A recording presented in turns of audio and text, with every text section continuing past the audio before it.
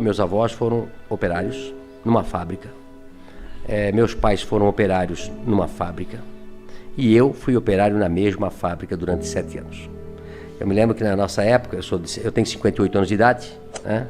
E na época todo mundo entrava com 14 anos de idade a trabalhar, que também não morria ninguém.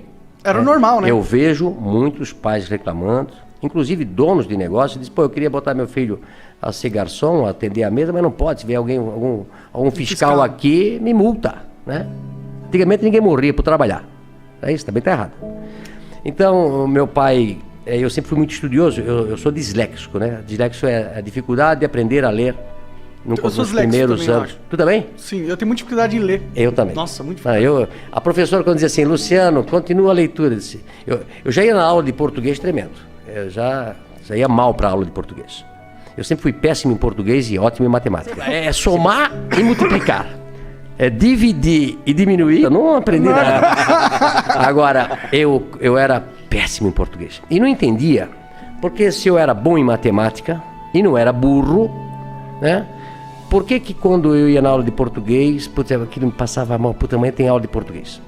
E aí a professora, eu acho que na 5ª série, 6ª série, a professora disse, Luciano, continua a leitura. Putz, eu não ia, não. E os outros meus amiguinhos lendo atrasômetro, a burocracia. Começava a gaguejar, o pessoal começava a rir.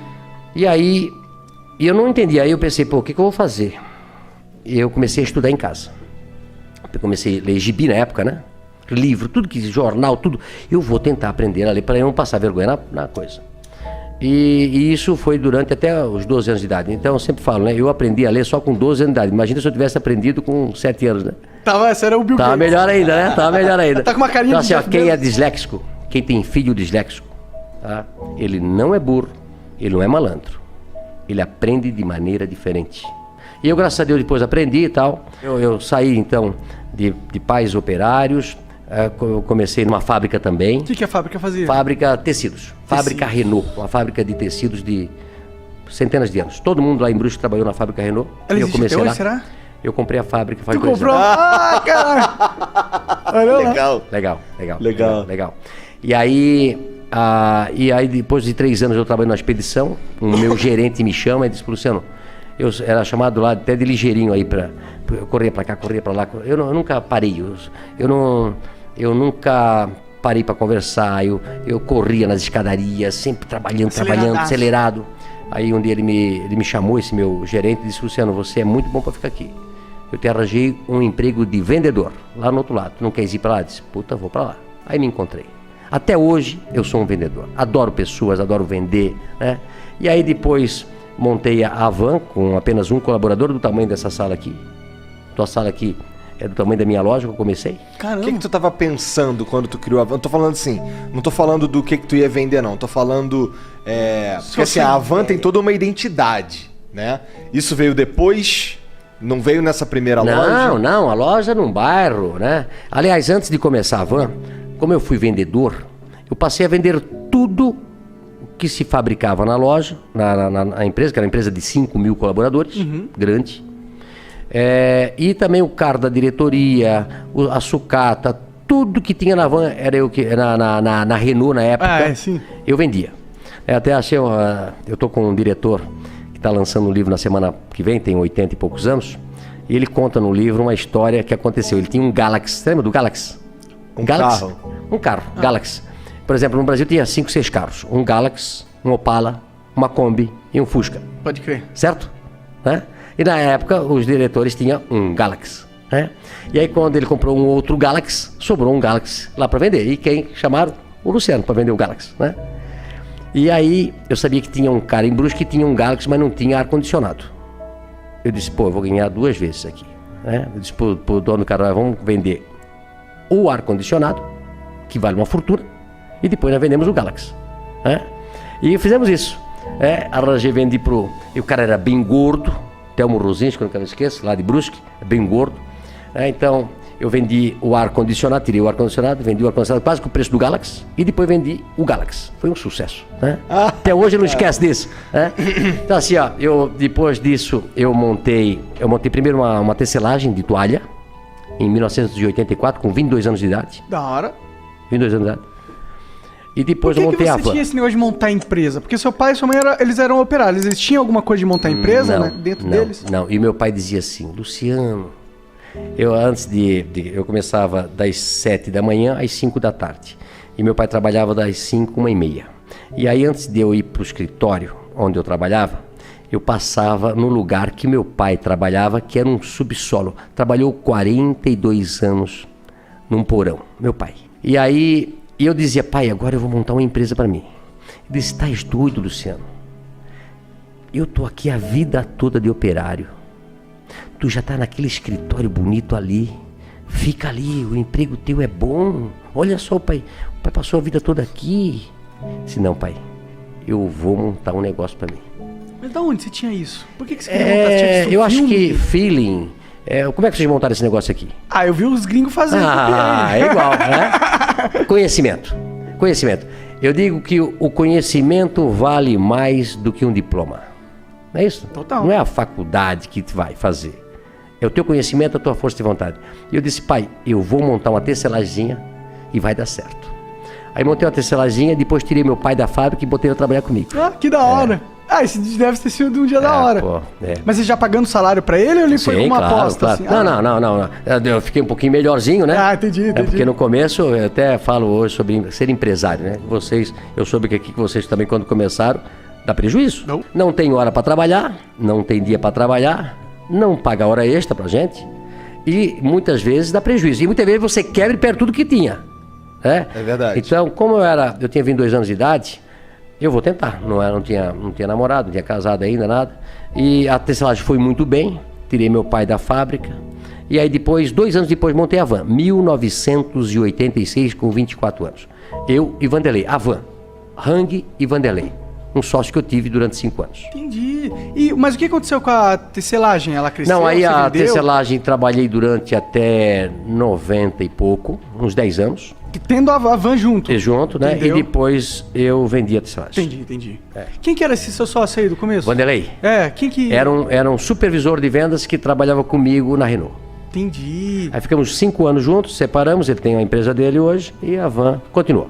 Se você pudesse voltar no tempo e encontrasse você com 20 anos, qual seria o principal conselho que daria, que ajudaria na sua jornada? Eu só me arrependo do que eu não fiz.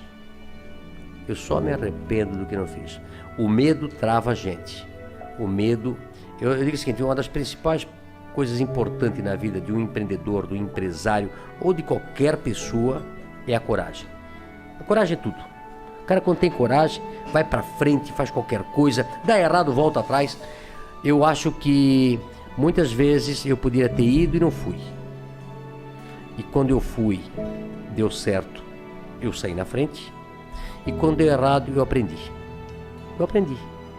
Então, Você já faliu alguma vez? Não. Não na van, mas em algum outro projeto? Não. Eu tive uma tinturaria, uma tecelagem, tive um bar, um sucesso, um bar. Que mais que eu tive? Comecei uma cantina na escola com 12 anos de idade, vendendo biscoito. Então você já tinha essa mosca empreendedora? Não, eu acho que... Eu tenho falado muito sobre esse assunto aqui, muito legal. A pessoa tem que ter autoestima e tem que acreditar nela. Quando você vai fazendo e vai acertando, a tua autoestima vai crescendo e o teu eu vai acreditando mais em você, e aí você vai tendo coragem, vai fazendo, e às vezes dá errado, e às vezes... Quantas vezes eu falo, meu Deus, eu passei do sinal amarelo.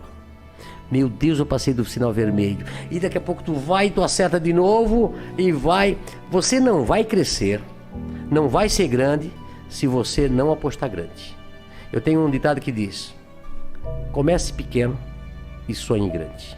Sonhe grande e corra atrás do teu objetivo. Você tem uma capacidade incrível de realização. Mas você tem que acreditar em si. Não importa onde você nasceu, não importa onde você estudou, o que importa é o que você quer ser na sua vida. Vai pra cima, vai pro pau, trabalhe bastante e você vai dar certo. Brasileiro é ótimo.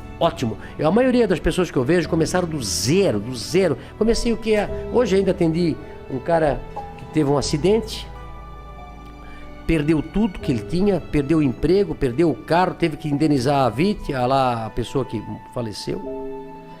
Aí ele foi trabalhar de pedreiro, de servente pedreiro, e aí ele viu um cara vendendo picolé, ele disse, eu vou ser vendedor de picolé, que dá mais do que eu tenho aqui.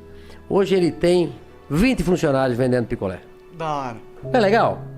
Quantas histórias dessas eu conheço, né? Cada um tem uma capacidade de se reinventar. Pessoas que quebraram e começaram a vida toda de novo e hoje estão bem de novo. Não pode desistir, não pode se acomodar, não pode ficar chorando, se lamentando. Amanhã vai ser melhor, amanhã vai ser melhor, amanhã e um dia vai ser melhor. É isso? É. Tem que ser assim. Só pô mesmo. Tem mais aí? 1080p mandou: a Havan está em processo para entrar na Bolsa de Valores. A Faria Lima quer saber: o código da empresa na bolsa vai ser velho 3? Olha, eu ainda não sei se eu vou para a Bolsa de Valor, tá? Como eu falei para vocês aqui, a Havan está numa situação tão boa que nós podemos escolher o caminho que vamos tomar. E só vamos tomar um caminho a partir do momento que for interessante para a Havan e para mim. Porque a Havan é o meu sonho. A Havan tem um dono só. Ela tem que ser bom para a sociedade, para a empresa e para mim, porque eu já trabalhei 35 anos naquela empresa, devo ficar lá até quando Jesus me chamar. Se Jesus me chamar com 100 anos, eu vou estar na Havan. Adoro o que eu faço, então não adianta eu ter dinheiro no banco e ser infeliz.